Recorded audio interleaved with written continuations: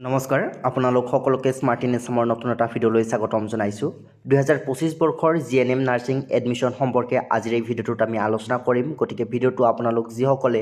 GNM নাৰ্ছিঙৰ প্ৰতি আগ্ৰহী হয় আপোনালোকে প্ৰথমৰ পৰা শেষলৈ চাই থাকিব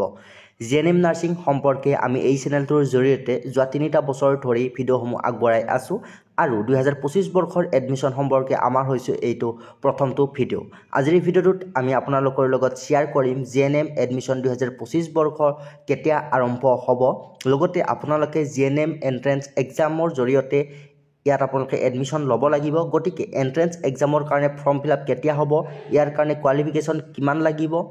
কিমান পাৰ্চেন্টেজ লাগিব এন্ট্ৰেন্স এক্সামত কি সাবজেক্টৰ ওপৰত কোৱেশ্চন আহিব গতিকে সামগ্ৰিকভাৱে জিএনএম এডমিশ্যন 2025 বৰ্ষৰ সম্পৰ্কে সকলোবিলাক তথ্য আপোনালোকক দিবলৈ আমি চেষ্টা কৰিম এয়া প্ৰথমটো ভিডিঅ' 2025 বৰ্ষৰ জিএনএম নাৰ্ছিং এডমিশ্যন সম্পৰ্কে গতিকে আপোনালোকে আমাৰ লগত সংযুক্ত হ'বলৈ হ'লে চেনেলটো সাবস্ক্ৰাইব কৰি ল'ব আৰু জিএনএম নাৰ্ছিঙৰ এডমিশ্যনৰ প্ৰিপাৰেশ্যনৰ কাৰণে বা বিভিন্ন ধৰণৰ আপডেটসমূহৰ কাৰণে আমি হোৱাটছআপ গ্ৰুপ ক্ৰিয়েট কৰিছোঁ লিংক ডিছক্ৰিপশ্যন বক্সত দিয়া থাকিব আপোনালোকে সেই গ্ৰুপত জইন হৈ ল'ব পাৰিব আৰু সকলো সময়ত সকলো ধৰণৰ খা খবৰ আপোনালোকে লাভ কৰিব গতিকে আপোনালোকে যদি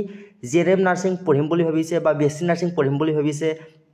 আপোনালোকে এইটো চেনেলৰ সৈতে জড়িত হ'ব লাগিব গতিকে আপোনালোকে চেনেলটো সাবস্ক্ৰাইব কৰি ৰাখিব আজিৰ ভিডিঅ'টোত আমি জিএনএম নাৰ্ছিং এডমিশ্যন সম্পৰ্কে গোটেইখিনি তথ্য আপোনালোকক দিবলৈ চেষ্টা কৰিম প্ৰথমতে আপোনালোকক জনাব বিচাৰিছোঁ আপোনালোকে যদি অসম চৰকাৰৰ অধীনত চৰকাৰীভাৱে জিএনএম নাৰ্ছিং কৰিম বুলি ভাবে আপোনালোকে Srimanta Sankardev university of health সায়েন্সেছৰ আন্ডাৰত আপোনালোকে জিএনএম কোৰ্স কৰিব লাগিব আৰু সকলোবিলাক এডমিশ্যন প্ৰচেছ শ্ৰীমন্ত শংকৰদেৱ ইউনিভাৰ্চিটিৰ আন্ডাৰত আপোনালোকৰ অনুষ্ঠিত হৈ যাব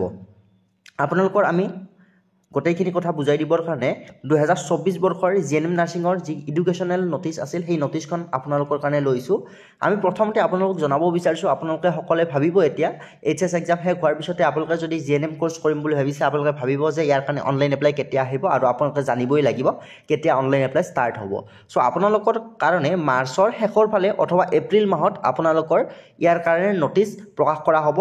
এডমিশ্যন সম্পৰ্কে নটিচ প্ৰকাশ কৰা হ'ব আৰু আপোনালোকে এপ্লাই কৰিব লাগিব গোটেইবিলাক আপোনালোকক ইম্পৰ্টেণ্ট ডেটসমূহ দিয়া হ'ব গতিকে আপোনালোকে মাৰ্চ মাহৰ শেষৰ ফালে বা এপ্ৰিল মাহত আপোনালোকে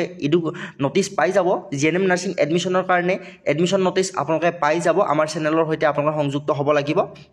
এতিয়া কথা হ'ল আপোনালোকৰ জিএনএম নাৰ্ছিং এডমিশ্যন আপোনালোকে এন্ট্ৰেন্স এক্সামৰ জৰিয়তে আপোনালোকে এডমিশ্যন ল'ব লাগিব আৰু আপোনালোকে এন্ট্ৰেন্স এক্সাম মোৰ কাৰণে ফৰ্ম ফিলআপ কৰিব লাগিব তাৰ নটিচ আপোনালোকে এপ্ৰিল মাহত পাই যাব আৰু ইয়াৰ কাৰণে আপোনালোকে অনলাইন ফিজ এটা পেমেন্ট কৰিব লাগিব যোৱা বছৰ আপোনালোকৰ যি ৰেজিষ্ট্ৰেশ্যন ফিজ আছিল এন্ট্ৰেন্স এক্সামৰ আপোনালোকৰ 15 টকা আছিল এই বছৰ হয়তো কমিবও পাৰে বা বাঢ়িবও পাৰে আৰু আপোনালোকে এলিজিবিলিটি ক্ৰাইটেৰিয়াৰ ফালে চাবলৈ গ'লে আপোনালোকৰ 17 বছৰ বয়স হ'ব লাগিব মিনিমাম 17 বছৰ বয়স হ'ব লাগিব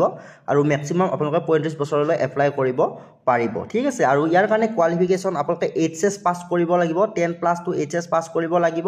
আৰু আপোনালোকৰ 40% মাৰ্কস থাকিব লাগিব আৰ্টস সায়েন্স কমাৰ্চ বুলি কোনো ধৰণৰ কথা নাই সকলোৱে এপ্লাই কৰিব পাৰিব 40% 40% মাৰ্কস থাকিব লাগিব আৰু যিসকল আপোনালোকৰ ৰিজাৰ্ভ ক্যাটেগৰী হয় আপোনালোকে 35% মাৰ্কস পালে এপ্লাই কৰিব পাৰিব জেনাৰেল ক্যাটেগৰী ক্যান্ডিডেটখিনি 40% মাৰ্কস পাব লাগিব আৰু যিসকল ৰিজাৰ্ভ ক্যাটেগৰী হয় আপোনালোকে 35% মাৰ্কস পালে এপ্লাই কৰিব পাৰিব এইচএছ এক্সামত আৰু আপোনালোকৰ এন্ট্ৰেন্স এক্সামত আপোনালোকৰ 3টা সাবজেক্টৰ পৰা কোৱেশ্চন আহে